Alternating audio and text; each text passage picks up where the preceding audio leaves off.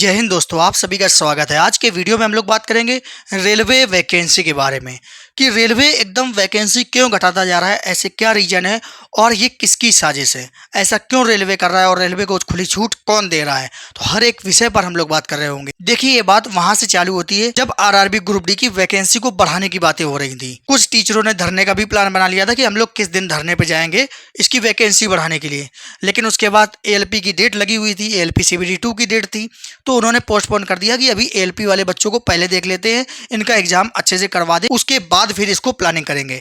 फिर ALP CBT 2 का exam तो उस समय हुआ नहीं, कैंसिल कर दिया गया। कॉलेज तक पहुंच के बच्चे वापस आ गए, एग्जाम कैंसिल हो गया। फिर उसके बाद ये हुआ कि चलो आरआरबी में जाके बात की जाए, हर एक चीज की मीटिंग की जाए। तो जितने भी टीचर थे वो लोग मुद्दे लेकर गए और उन्होंने बताया, बाकायदे वीडियो में बताया कि भाई हम ट्रेड को मुद्दे को लेके जा रहे हैं, वैकेंसी बढ़ाने को लेके जा रहे हैं, वेटिंग को लेके जा रहे हैं, ऐसे बहुत सारी चीज़ें उन्होंने बताई। फिर वो गए वहाँ पे, अपना मीटिंग हुई उनके साथ, और मीटिंग होने के बाद बाहर जब निकले तो उनका चेहरा भी आपने देखा होगा कि चेहरा कैसे लटका हुआ था। लटका हुआ का मतलब जानते हो, जरूर इनकी कुछ न कुछ अंदर वहाँ पे डीलिंग हुई होगी। नहीं तो आप सोचिए, जिस दिन इनकी मीटिंग हुई उस दिन तक सारा कुछ अच्छा था, कोई दिक्कत नहीं थी। पिछली बार भी रेलवे ने टेक्नीशियन की अच्छी वैकेंसी दी, लोको पायलट की अच्छी वैकेंसी दी, हर एक चीज़ की अच्छी अच्छी वैकेंसी दी, ठीक ठाक थी, वैकेंसी कम नहीं थी। लेकिन जैसे ही ये मीटिंग करके आते हैं उसके बाद जो नई एएलपी आती है, आप लोग भी देखते हैं, वैकेंसी जस्ट आधी। टेक्नीशियन आती है, वैकेंसी जस्ट आधी। एनटीपीसी आएगी, कोई भी वैकेंसी आएगी वो जस्ट आधी ही मिलेगी। उसके बाद ये तो चलो ठीक था, हम लोगों ने एएलपी को देखा, टेक्नीशियन को देखा कि चलो कोई बात नहीं, कम दी है, ठीक है, दे तो रहा है रेलवे टाइम से। और ये लोग फिर आके क्या कहते हैं, दिया तो कम ही सही, मेहनत करेंगे, पढ़ाई करेंगे। ये बातें इनको बोलने में अच्छा लग रहा था क्या? डीलिंग करके आप आए हो और नुकसान बच्चों का करा रहे हो।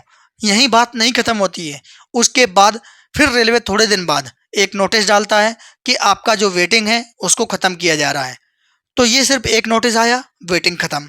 उसके बाद रेलवे फिर थोड़े दिन शांत रहा, उसके बाद फिर से नोटिस आता है कि आपका ये रिप्लेसमेंट जो है इसको भी ख़त्म कर दिया जा रहा है, अब रिप्लेसमेंट भी नहीं रहेगा। तो आप सोचिए, अब आप किस चीज़ का इंतजार कर रहे हो? आज तक की मैं बात कर रहा हूँ, आपने अभी तक ना एक भी वीडियो बनाया इस वेटिंग के लिए, ना रिप्लेसमेंट के लिए, ना उस मीटिंग का आपने सार निकाला। इसका सीधा सीधा मतलब है, इसके दो कारण हैं। पहला एक कारण, या तो आपकी डीलिंग हो गई होगी, या फिर आप अपने आप को भगवान समझने लगे हो। और एक चीज़ और उन बच्चों से कहना चाहूँगा, मेरी बातें बहुत सारे बच्चों को कड़वी लग जाती हैं। भाई, मैं जब भी कोई वीडियो बनाता हूँ, इनके लिए कुछ भी गलत कहता हूँ, तो आप लोग नेगेटिव कमेंट करने लगते हो कि वो बहुत बड़े टीचर हैं, आप ऐसा कैसे कह सकते हो उनके लिए। भाई, मैं एक चीज़ बता दूँ, आप बहुत अच्छा काम कर रहे हो। भाई, आप अपने गुरु का साथ दे रहे हो, उनके खिलाफ कोई गलत बोलेगा, आप उनका साथ दे रहे हो, उसके लिए आप गलत बोलोगे, बहुत अच्छा काम कर रहे हो। क्योंकि आपको इस चीज़ से कोई फर्क नहीं पड़ता है वैकेंसी आए या ना आए, क्योंकि आपने सोच लिया है भाई वैकेंसी नहीं आएगी, ज़्यादा से ज़्यादा क्या होगा, आपको फैक्ट्री पे जाना होगा, फैक्ट्री पे चले जाओगे, मजदूरी भी कर लोगे, आपको क्या फ़र्क पड़ता है। लेकिन आप किसी के लिए बुरा नहीं सुन सकते हो, मतलब अपने भगवान के लिए बुरा नहीं सुन सकते हो। आप ये करने के लिए तैयार हो कि हम फैक्ट्री भी चले जाएंगे, मजदूरी भी कर लेंगे, क्योंकि आपने अपना माइंडसेट बना लिया है कि भाई हम अपने गुरु के लिए, अपने भगवान के लिए गलत नहीं सुन सकते हैं, चाहे हमें नौकरी लगे या ना लगे। तो आप बिल्कुल सही सोच रहे हो, लेकिन मैं आपको एक सलाह दे देता हूँ। भाई, इससे केवल आप प्रभावित नहीं होगे, इससे आपकी पूरी पीढ़ी प्रभावित होगी जो आगे आने वाली और है। क्योंकि आपकी नौकरी नहीं लगी, आपको ये 10-10, 5-5 हज़ार में ये नौकरी करनी पड़ेगी फैक्ट्री पे, तो आप क्या बच्चों को पढ़ाओगे? जैसे आप हो, आपसे बेकार ज़िंदगी आपके बच्चों की होगी। अगर आप अभी नहीं सोच रहे हो, आपको ये अच्छा लग रहा है कि नहीं नहीं, मेरे भगवान के लिए कोई कुछ ना कहे, नौकरी आए चाहे ना आए, वैकेंसी आए चाहे ना आए, तो भाई आपको मुबारक हो, ये आप फैक्ट्री और मजदूरी के लिए बिल्कुल तैयार बैठे रहे। क्योंकि रेलवे ने फुल प्लान बना लिया है। अभी भी आपको शर्म नहीं आ रही है, वेटिंग भी खत्म कर दी, रिप्लेसमेंट भी खत्म कर दिया, वैकेंसी भी जीरो की ओर चल दी है। अब किस चीज़ का इंतजार कर रहे हो? और जो लोग, कुछ लोग कमेंट कर रहे थे कि भैया हम हड़ताल करेंगे, रेल जाम कर देंगे, मैं आपको बता दूं भाई, ये रेलवे की संपत्ति है, ये भी आपकी ही तो है, सरकारी संपत्ति हम सबकी है। इसको नुकसान पहुंचाने से क्या होगा?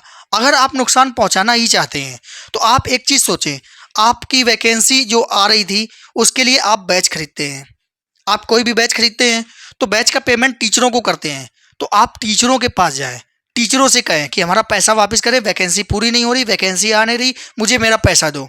और एक चीज़, जब तक ये वैकेंसी बढ़ती नहीं है, रिप्लेसमेंट और ये चीज़ें आती नहीं हैं, पूरी क्लियर नहीं करता है रेलवे, इन टीचरों से कहो अगर मेरी पढ़ाई बंद है तो आपकी भी ये जो पढ़ाने वाला धंधा है ना, ये बिजनेस बंद होगा। जितने दिन तक हमारी वैकेंसी नहीं आएगी, हम पढ़ाई नहीं करेंगे, उतने दिन तक आप भी नहीं पढ़ाओगे। आपकी जो ऑनलाइन क्लास है चाहे ऑफलाइन क्लास है, बंद कर दीजिए। भाई ग्रुप डी में 1 करोड़ बच्चा है।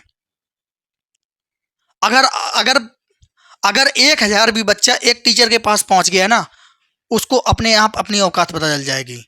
भाई इन लोगों को छूट मिल कहाँ से रही है? हमारे और आपसे मिल रही है, क्योंकि हम लोग कहना नहीं चाहते हैं। और आप सब लोग नुकसान किसको पहुंचाते हैं? रेलवे को। यही लोग तो बढ़ावा दे रहे हैं, नहीं तो आप लोग सोचिए वो लोग किस चीज़ की मीटिंग करने गए थे? वैकेंसी बढ़ाने के लिए, वेटिंग के लिए, ट्रेड के लिए?